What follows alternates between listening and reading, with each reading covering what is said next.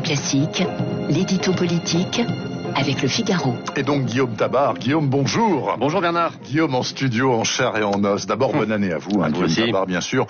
Au lendemain de la folle nuit du Congrès des États-Unis, il faut revenir sur l'intervention du président Macron. Pourquoi a-t-il fait ce message télévisé à 2h51 du matin ? Eh oui, parce qu'il a voulu frapper les esprits et se singulariser.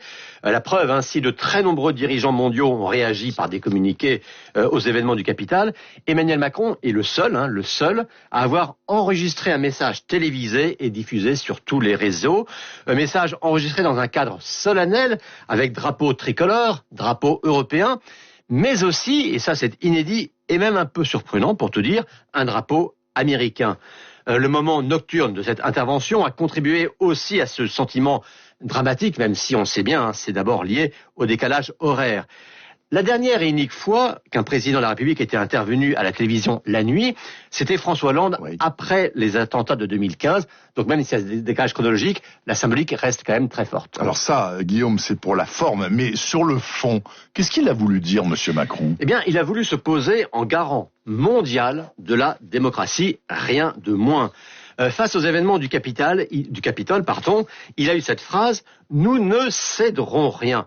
Alors, cette phrase doit quand même être expliquée, car ça veut dire quoi, nous ne céderons rien ? Ça veut quand même pas dire que la France va venir jouer les gendarmes aux États-Unis. Ça veut dire, je porte la voix de tous les démocrates du monde face à un président qui ne respecte pas les règles d'une élection démocratique. Alors les uns diront que c'est audacieux, les autres que c'est présomptueux, mais ça rappelle une autre intervention. Souvenez-vous, c'était en 2017, quand les États-Unis avaient quitté l'accord de Paris sur le climat. Make the planet great again. Déjà, Macron s'était posé pas uniquement en président d'un pays, mais en porteur d'une vision du monde dont Trump représentait, du moins à ses yeux, l'exact contraire. Alors, vous voyez, hier le climat, aujourd'hui la démocratie. D'une certaine manière, on peut dire qu'avec le départ de Trump, Macron perd son meilleur ennemi. Et il n'est pas le seul d'ailleurs. Ce discours, Guillaume Tabar, ou cette posture, c'est comme l'on veut, peuvent-ils avoir une déclinaison nationale, par exemple, à tout hasard pour la présidentielle ? On voit bien l'idée. Déjà en 2017, face à Marine Le Pen, il avait joué les progressistes contre les populistes. Ça reste son fil conducteur. Mais ce qui est plus compliqué, c'est que la transposition américaine sur la France est quand même difficile. Marine Le Pen est peut-être politiquement la plus proche de Trump, mais elle n'a jamais ni contesté le résultat d'une élection, ni appelé à chasser le président de la République. Des discours violents, des complaisances avec des attitudes violentes, on les voit plutôt du côté des amis de Jean-Luc Mélenchon. Et puis surtout, si la stratégie de Macron devait se limiter à pointer du doigt des méchants populistes, elle échouera.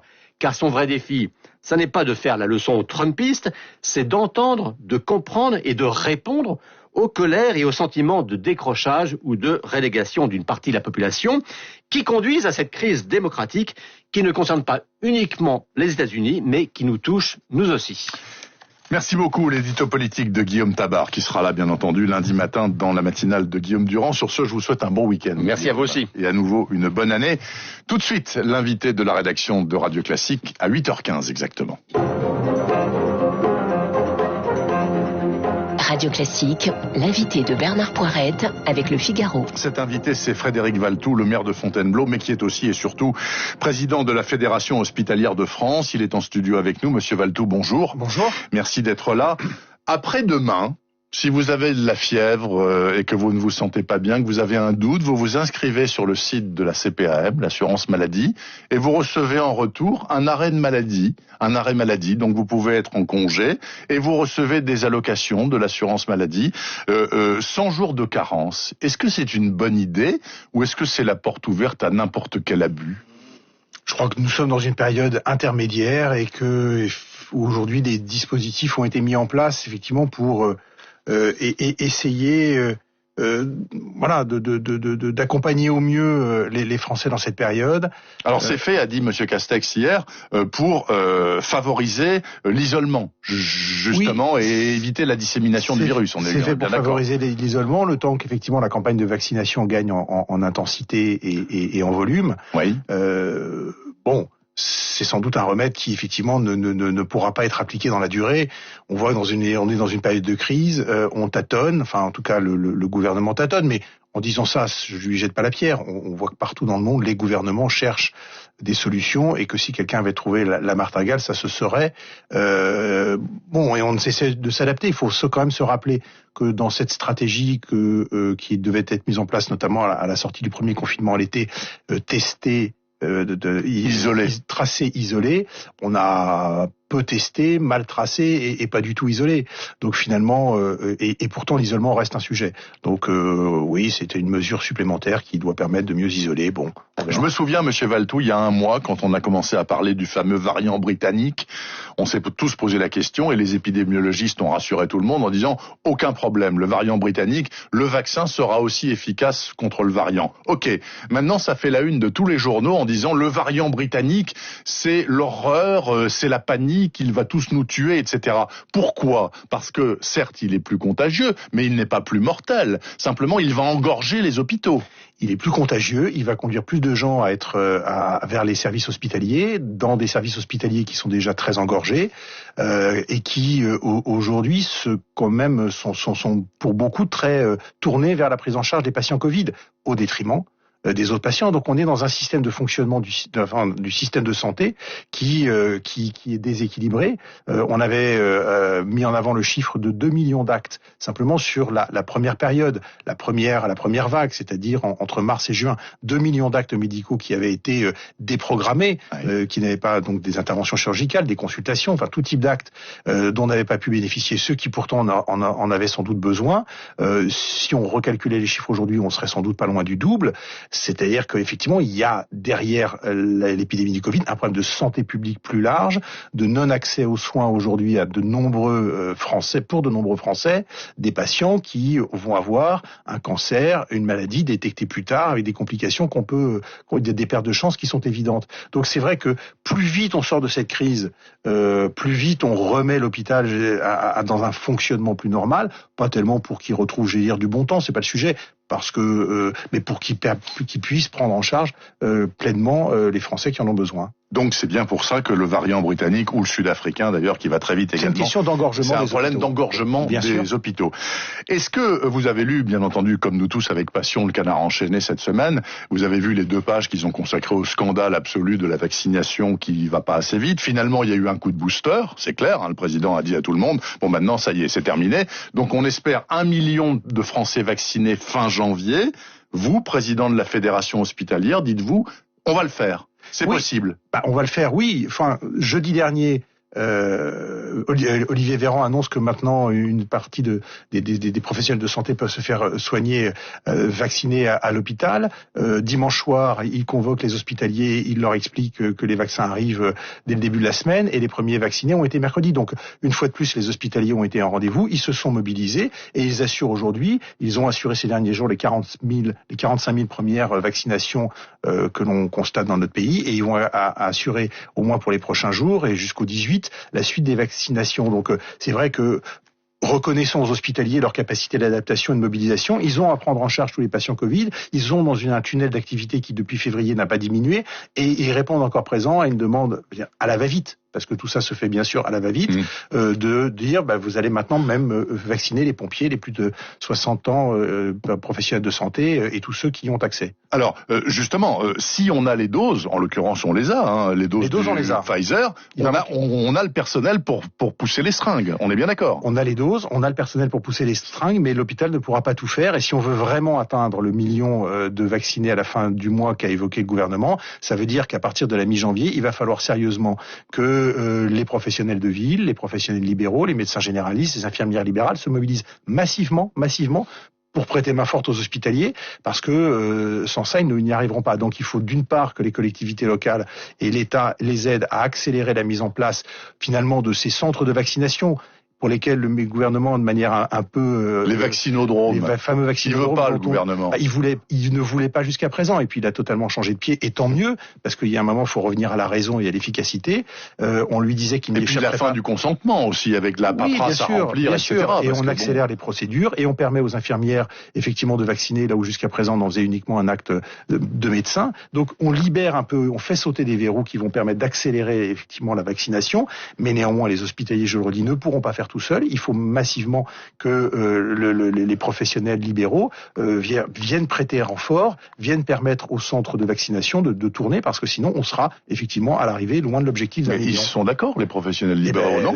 Très bien. Oui, on est en train de les mobiliser chacun dans nos villes, et on verra à partir du 18, parce qu'à partir du 18 janvier, date à laquelle les plus de 75 ans vont pouvoir se faire vacciner, c'est dans les centres de vaccination de ville que ces personnes vont venir se faire vacciner, et il faudra que effectivement il y ait des gens pour les piquer. Est-ce que vous avez été choqué, Frédéric Valletoux, en lisant toujours dans le Canard enchaîné que le gouvernement a fait appel à des cabinets privés d'expertise, payés très cher donc mécaniquement, pour gérer la campagne de vaccination? Il n'y a pas assez de monde au ministère de la Santé? Ça renvoie une image qui est pas glorieuse pour le ministère de la Santé, effectivement, d'une administration qui a du mal à conduire cette campagne de vaccination, bizarrement. Je pense qu'on n'a pas tiré les leçons des premières vagues et finalement des derniers mois, c'est-à-dire les masques, les gels, les tests et leur diffusion sur le terrain, très clairement. Bizarrement, on a voulu recommencer dans des procédures bureaucratiques qu'on a quittées 15 jours après. Et donc, si on envisage malheureusement une troisième vague, si on envisage d'autres séquences à cette crise sanitaire qui nous occupe depuis un an, on risque malheureusement de revoir les mêmes réflexes bureaucratiques. Et ce serait dommage. Donc, je ne sais pas pourquoi ce ministère a du mal à tirer les enseignements de ce qu'il a déjà vécu ces derniers mois et qu'il fasse appel à des cabinets privés. C'est au moins qu'il a conscience que lui-même n'est pas efficace et qu'il faut rechercher l'efficacité peut-être là où elle est. Frédéric Valletoux, aujourd'hui, on saura si oui ou non le couvre-feu est élargi ou pas à 10 départements de plus en France. 2 heures d'écart, 18 heures au lieu de 20 heures, c'est efficace ? Impossible de répondre à votre question. Ce qui est efficace, c'est la recherche de solutions qui allègent la pression sur les lignes hospitalières. C'est ça qu'il faut rechercher. Tout ce qui est bon. C'est-à-dire est-ce que 2 heures vont suffire? Je ne sais pas vous dire. Est-ce que c'est plutôt 4 heures que 2 heures? Est-ce que c'est plutôt un couvre-feu complet ou pas? Un confinement plutôt complet pour certains départements. Là aussi, je n'ai pas la martingale. Je n'ai pas la solution miracle. Mais néanmoins, aujourd'hui, tout ce qui est bon pour alléger les lignes hospitalières, il faut le prendre, parce que je le redis, on va bientôt malheureusement, et je dis fêter entre guillemets, fêter un an de plan blanc et de mobilisation générale dans les hôpitaux. C'est de l'inédit dans des hôpitaux qui restent dans une situation, très tendue. La crise hospitalière date de bien avant le début de la crise. La crise a montré à quel point l'hôpital était en souffrance, mais à quel point aussi les hospitaliers étaient au rendez-vous. On va pas pouvoir le faire indéfiniment, donc on a toujours des problèmes structurels à l'hôpital. Le Ségur devait être un rendez-vous de vérité pour l'hôpital, il l'a été qu'en partie. Très réellement, c'est un rendez-vous en demi-teinte. Donc on a renvoyé à plus tard les réformes de fond. Sans doute que c'est pas au cœur de la crise qu'on peut le faire. Néanmoins, il faudra un jour se poser la question de la bonne place de l'hôpital. Je reviens, Frédéric Valletoux, à la vaccination. Le Pfizer, il fonctionne très bien, ce vaccin très bien, même s'il y a un Français sur 2 qui veut pas se faire vacciner. Mais est-ce qu'il faut impérativement d'autres vaccins comme le Moderna, par exemple, qui a été validé par l'Europe, qui se gardent beaucoup plus simplement dans un frigo ordinaire? Avec ça, on va pouvoir faire de la vaccination de masse. La manipulation de ces vaccins sera plus simple. Donc effectivement, lorsqu'il va s'agir de les distribuer dans entre 500 à 600 centres de vaccination demain, mais après-demain, vous verrez qu'il y en aura des milliers, des centres de vaccination sans doute. Donc, mais on les appellera pas des vaccinodromes. Pour faire plaisir au gouvernement et pour pas le vexer, on l'appellera pas des vaccinodromes. Enfin, ça reviendra quand même à ça. Parce que quand chez moi ça va se passer dans un gymnase, ça ressemblera étrangement. À Fontainebleau, ce sera dans un gymnase. Dès le 18. Donc, effectivement, la manipulation de ces vaccins, de ces autres vaccins, sera plus facile et permettra effectivement d'être distribués de manière plus fluide, parce que des frigos qui acceptent des stockages à moins 80 degrés, il y en a pas beaucoup en France. La preuve, c'est que les 100 plateformes hospitalières ont eu du mal à être approvisionnées. Frédéric Valletoux, est-ce que face à tous les sceptiques de la vaccination, hein, un Français sur deux, je le rappelle, le coup de faire vacciner des vedettes de la télé, du cinéma, ou etc., là, en public, comme on le fait aux États-Unis, par exemple, ça peut, vous pensez, aider. Tout est bon. Oui, moi je pense Tout que est bon. je pense que ça peut aider. Et d'ailleurs, ça marche. Regardez les sondages. Il y a encore une quinzaine de jours, la majorité des Français disaient dans des sondages qu'ils étaient réticents au vaccin. Et la réticence n'est pas forcément une défiance définitive. C'est une interrogation. Et aujourd'hui, on voit que finalement, il y a une majorité de Français qui revient à l'idée de se faire vacciner.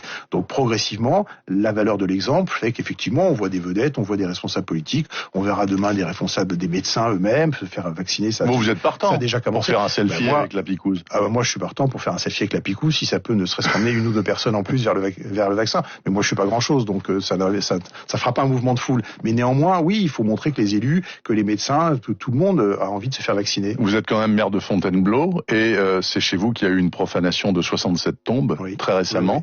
Oui, l'enquête avance, piétine, non, ça va. L'enquête a été terminée. Le type a été interpellé, il a reconnu les faits. Il est parti dans un service de psychiatrie parce que il était complètement dérangé. Il avait un rapport au Croix-Gammée qui était un peu particulier et voilà. Donc la justice a estimé qu'il avait plus sa place dans un service de psychiatrie pour une expertise un peu longue. Puis on verra ce que dit la justice ensuite lorsqu'elle aura le jugé. Mais en tout cas, le gars a été attrapé. Merci beaucoup, Frédéric Valtou, maire de Fontainebleau, donc, et président de la Fédération hospitalière de France, ce vendredi matin sur Radio Classique et en studio. Et je l'en remercie, je vous souhaite une bonne année, monsieur Valtou. Merci, bonne année à vous. Merci infiniment. Dans la dernière demi-heure de cette matinale, les titres, la revue de presse, les esprits libres, et c'est à lire. À tout de suite.